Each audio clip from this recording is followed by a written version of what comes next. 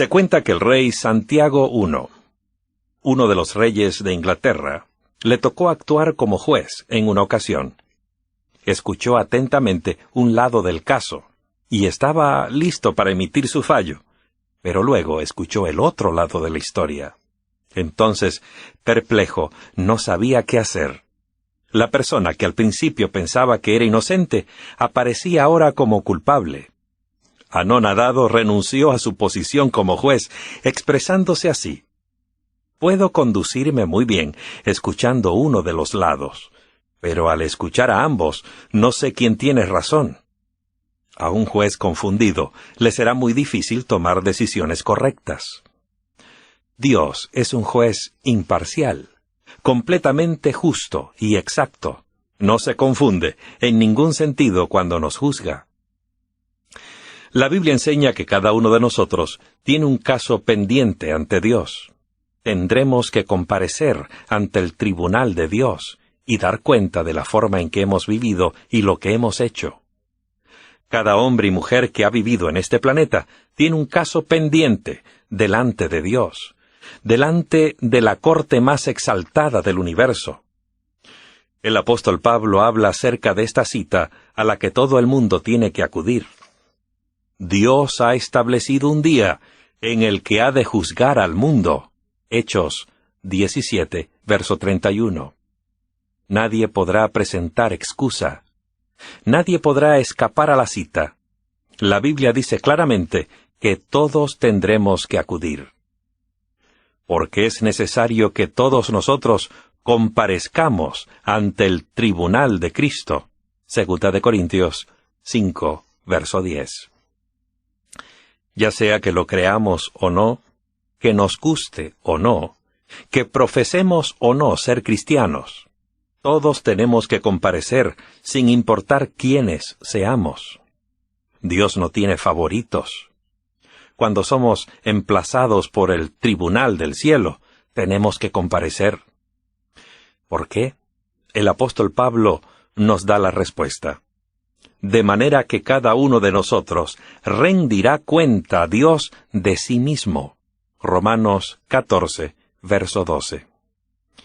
La decisión de la corte celestial sellará para siempre el destino de cada persona. Y la decisión será irrevocable, porque no hay otra corte superior a la cual apelar.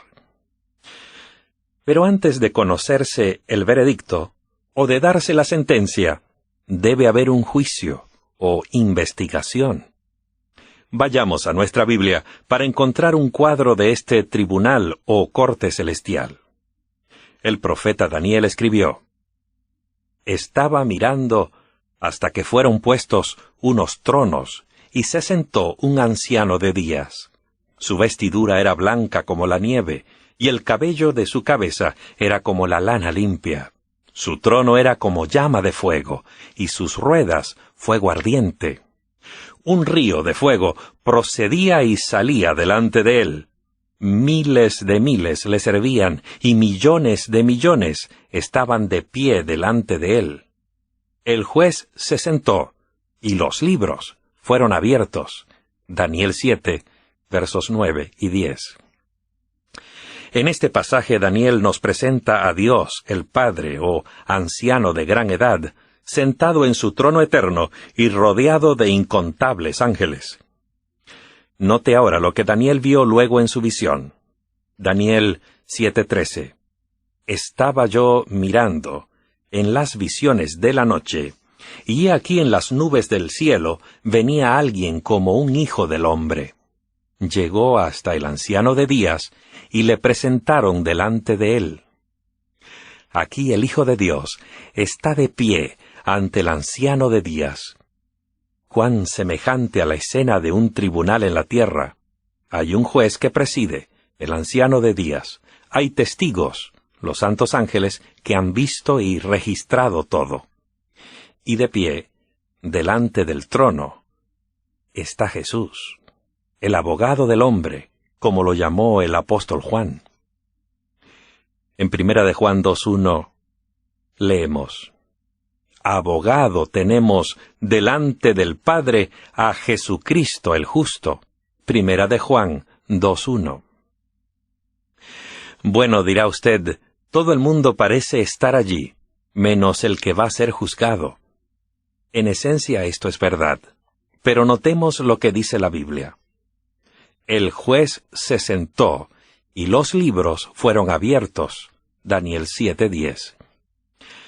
Evidentemente, estos libros contienen los registros de los actos de aquellos que están siendo juzgados, porque Salomón escribió: Dios traerá a juicio toda acción junto con todo lo escondido, sea bueno o sea malo. Eclesiastés 12:14. Y Malaquías añade: Entonces los que temían a Jehová hablaron cada uno con su compañero, y Jehová prestó atención y escuchó. Y fue escrito un libro como memorial delante de él, para los que temen a Jehová, y para los que toman en cuenta su nombre. Malaquías 3:16. Dios está consciente de cada vez que nuestro corazón es atraído a Él. Registra cada palabra de ánimo que le damos a alguien y cada acto de bondad. El rey David sabía también de registros porque dijo: Pon mis lágrimas ante ti. ¿Acaso no están escritas en tu libro? Salmos 56:8. Dios sabe también de nuestra gran tristeza en la vida. Dios sabe todo acerca de nosotros. David escribió al respecto: Oh Jehová, tú me has examinado y conocido. Todos mis caminos te son conocidos. Y en tu libro estaba escrito todo aquello que a su tiempo fue formado, sin faltar nada de ello. Siendo que Dios sabe todo acerca de nosotros, no necesita guardar registros. Los registros se guardan por causa del universo, de manera que haya clara evidencia del amor y la justicia de Dios en cada caso. Es solemne saber que tenemos que rendirle cuentas a Dios. Para empezar, cada uno debe rendir cuentas por el don más precioso de todos, la vida.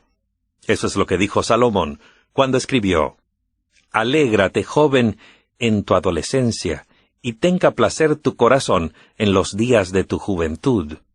Anda según los caminos de tu corazón, y según la vista de tus ojos, pero ten presente que por todas estas cosas Dios te traerá a juicio.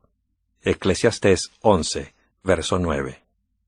San Mateo escribió: En el día del juicio, los hombres darán cuenta de toda palabra ociosa que hablen, porque por tus palabras serás justificado, y por tus palabras serás condenado.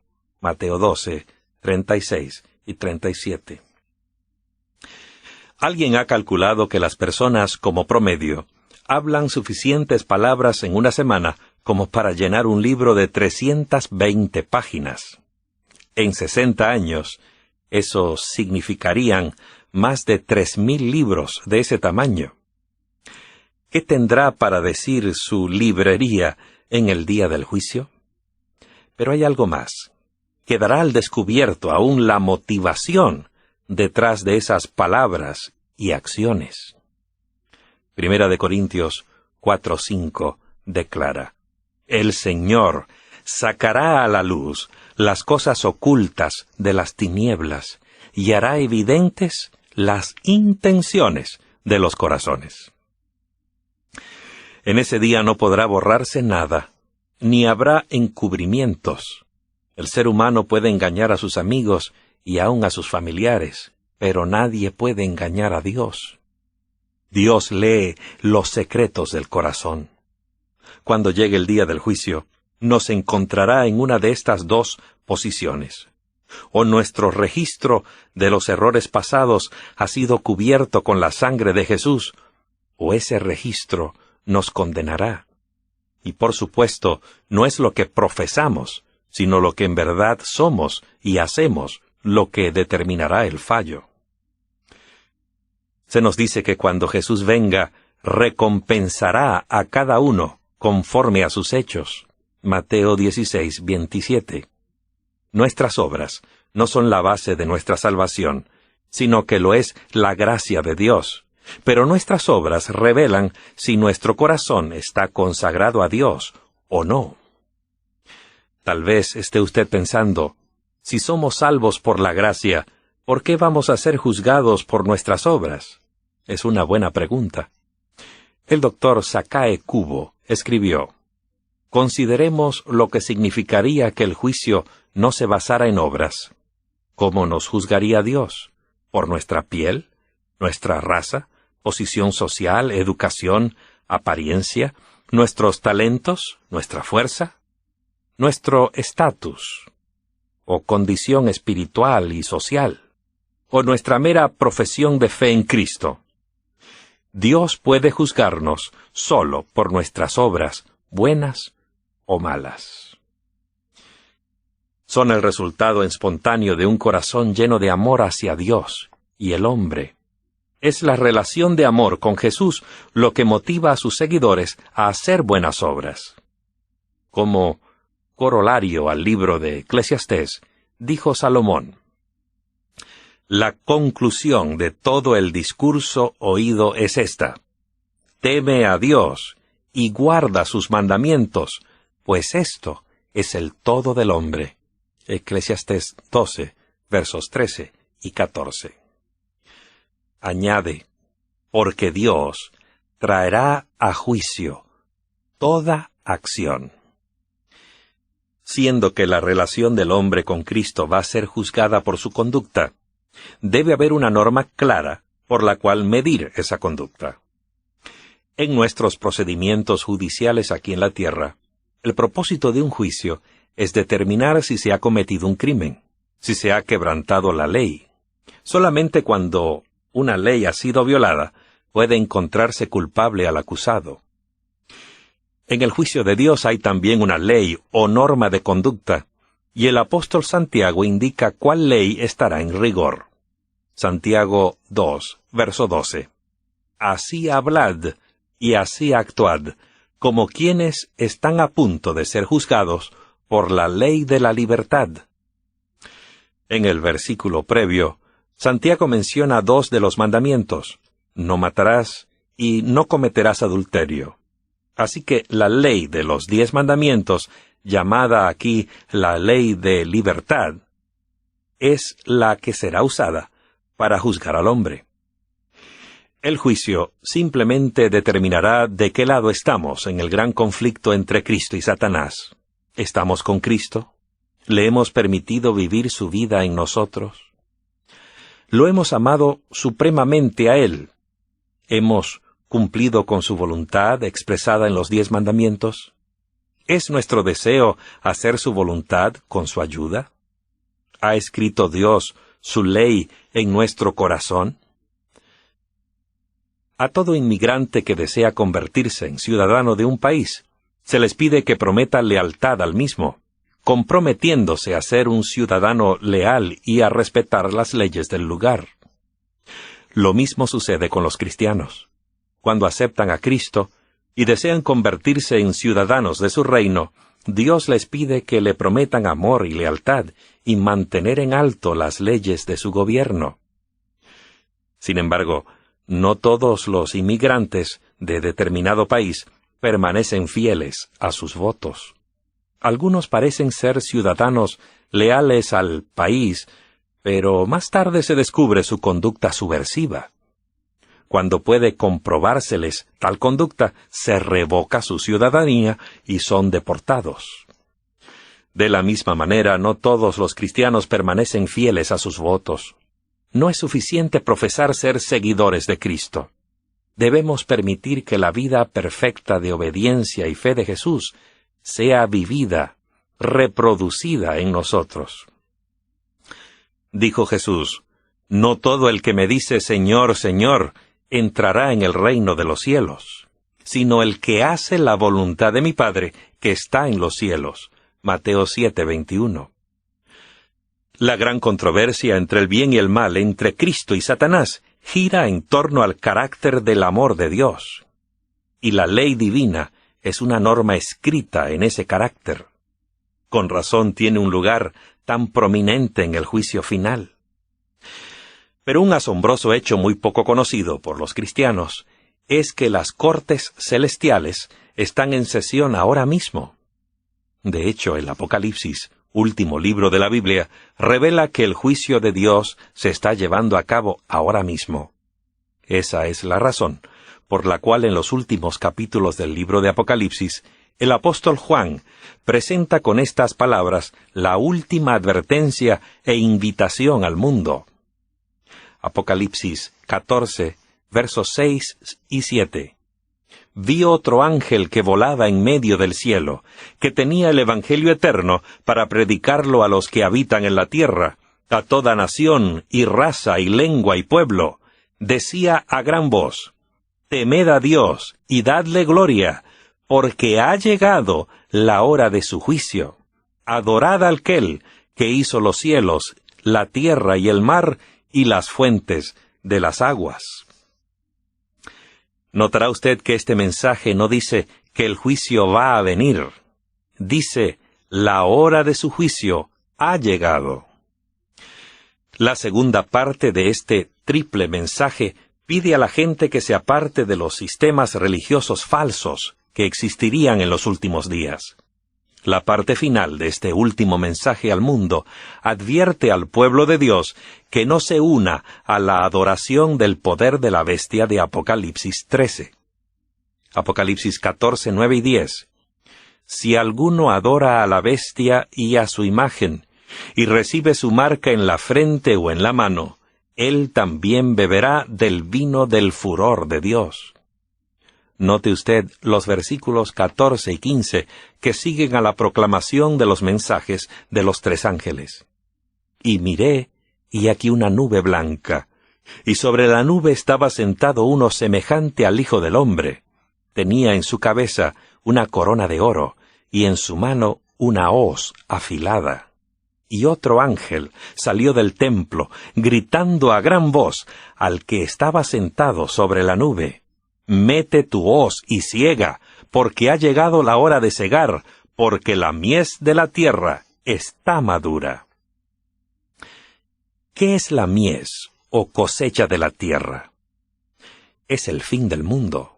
La mies tiene relación con la segunda venida de Cristo. ¿Y qué ocurre antes de la segunda venida de Jesús? El juicio de Dios.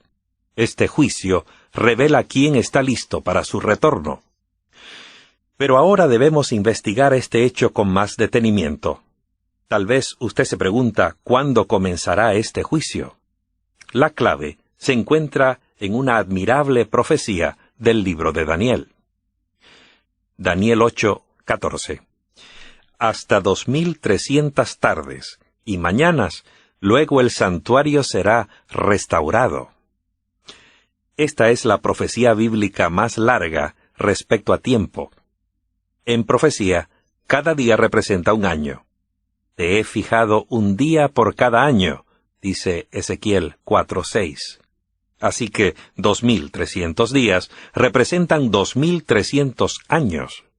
Los 2300 años son parte de una profecía más amplia que se encuentra en los capítulos 7, 8 y 9 de Daniel. Esta profecía señala la fecha exacta del bautismo y la crucifixión de nuestro Señor. Revela también en forma exacta cuándo comenzaría el juicio. Estos 2300 días proféticos, o período de 2300 años, comenzaron con la orden del rey Artajerjes de restaurar a Jerusalén y reconstruir su economía.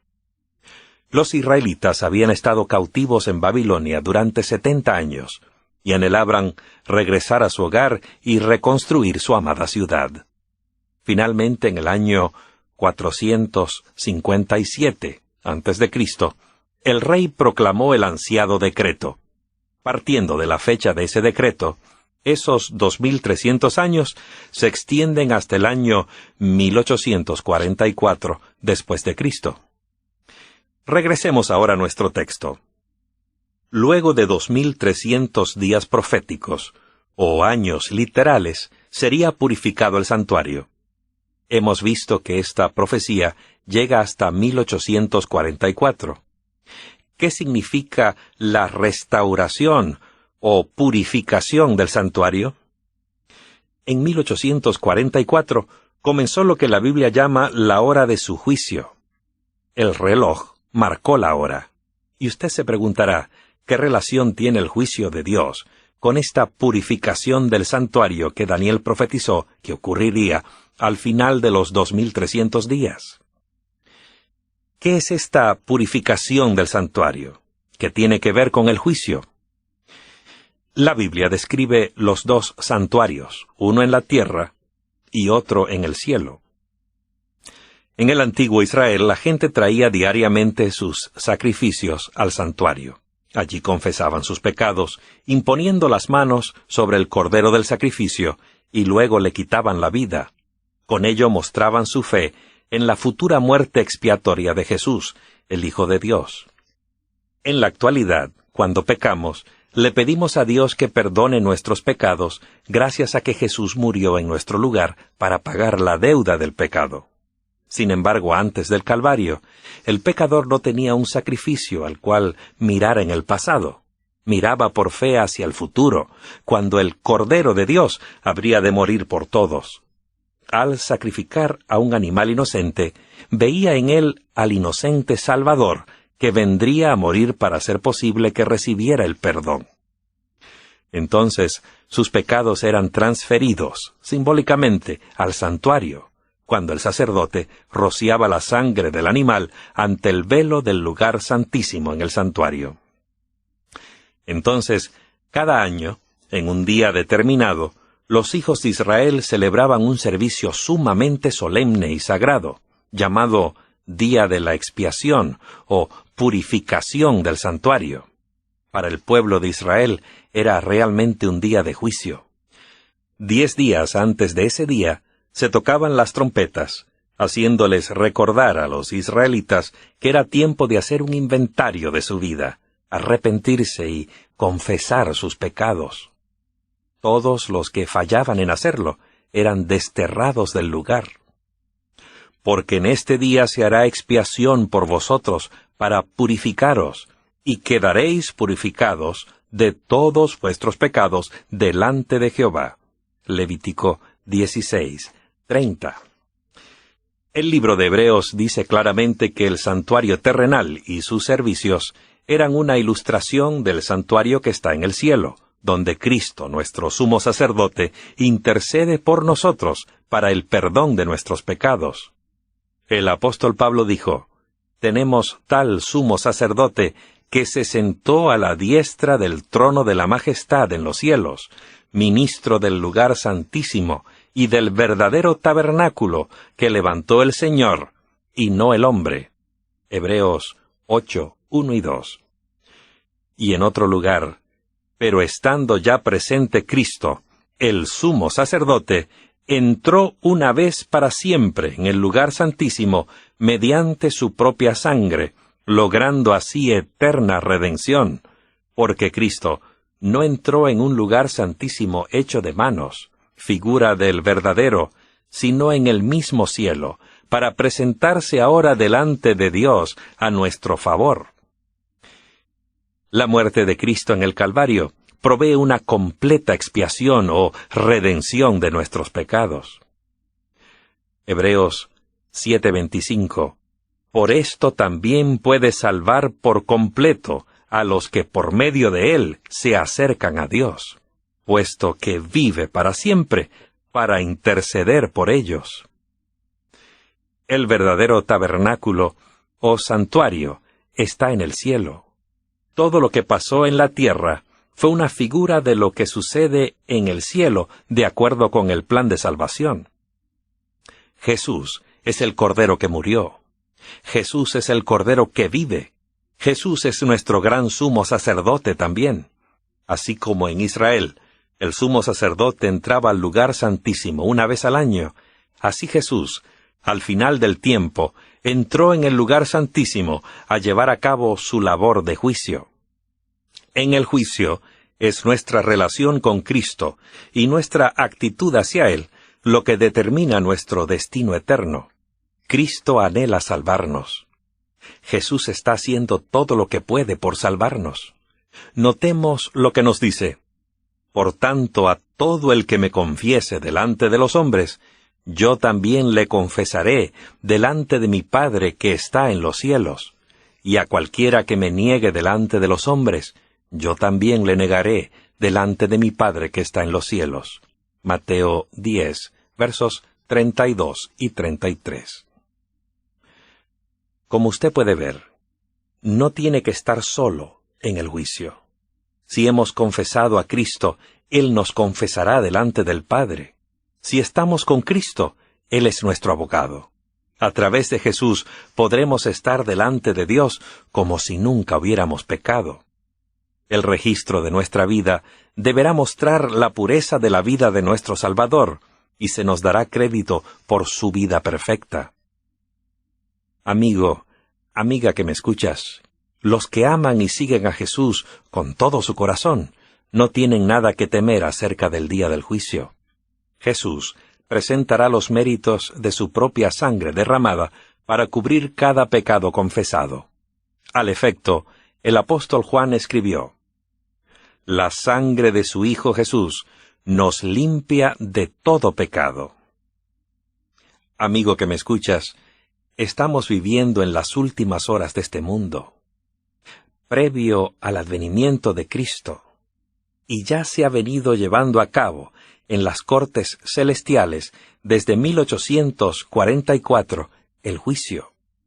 Sin duda el juicio comenzó con Abel, la primera persona justa que murió en este planeta. El apóstol Pablo escribió: «Porque es tiempo de que el juicio comience por la casa de Dios». Primera de Pedro 4:17.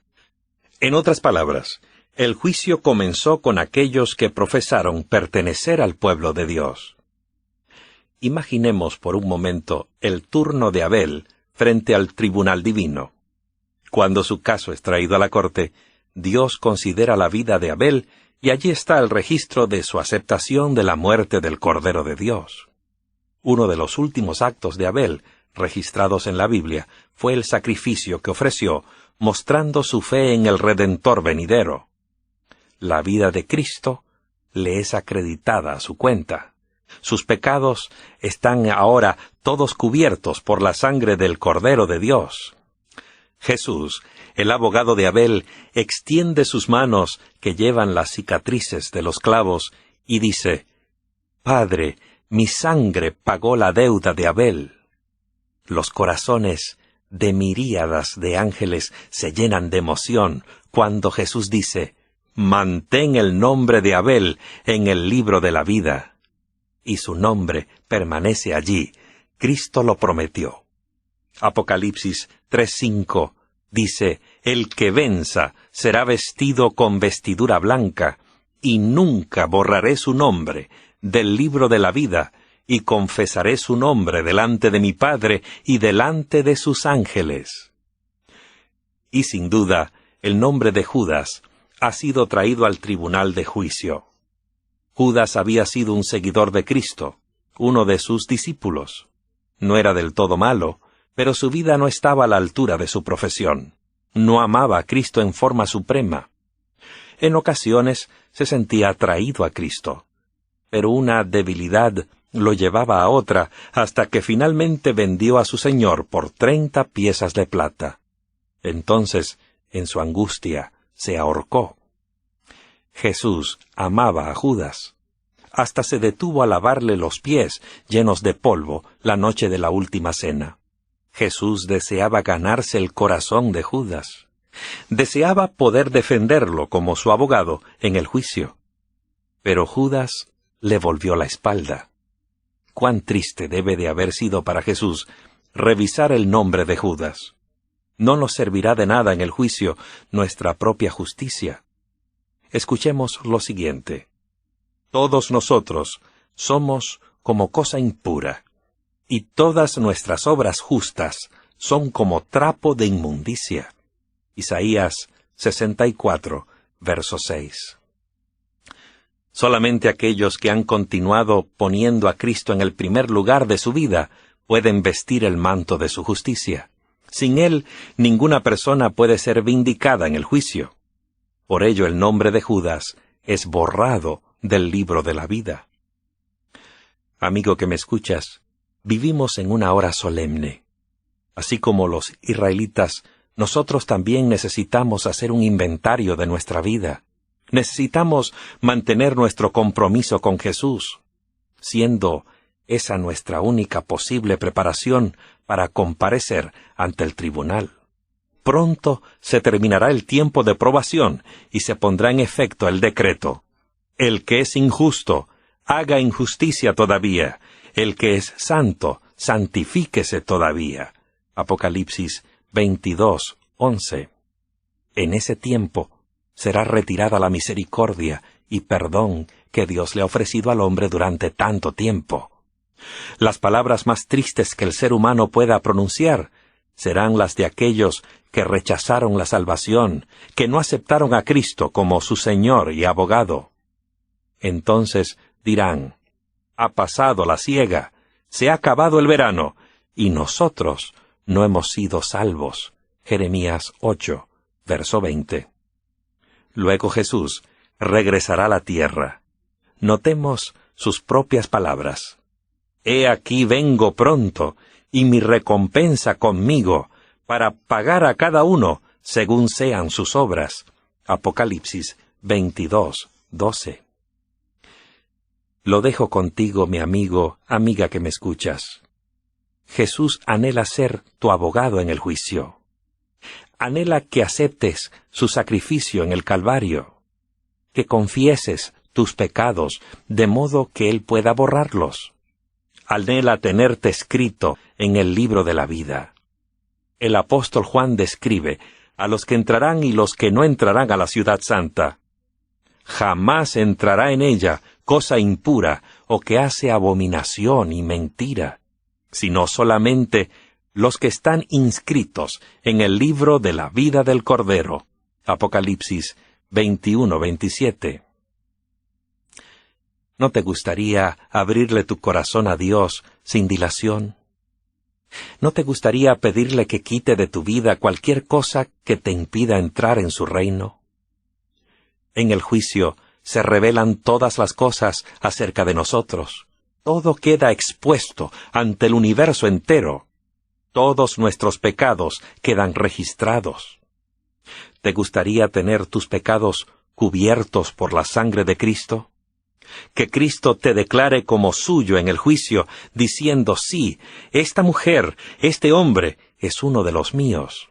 Yo le he perdonado sus pecados, le he cancelado su deuda, le he perdonado su culpa. Sus pecados están cubiertos con mi sangre, borrados de los registros para siempre. Jesús está delante del trono celestial. Está allí en el juicio como tu Salvador. ¿Vendrás a Él ahora mismo, en este momento? ¿Le entregarás tu vida completa a Jesús? ¿Por qué no haces esa decisión ahora mismo, mientras oramos, y le dices: sí, Señor, toma mi vida, deseo ser tuyo?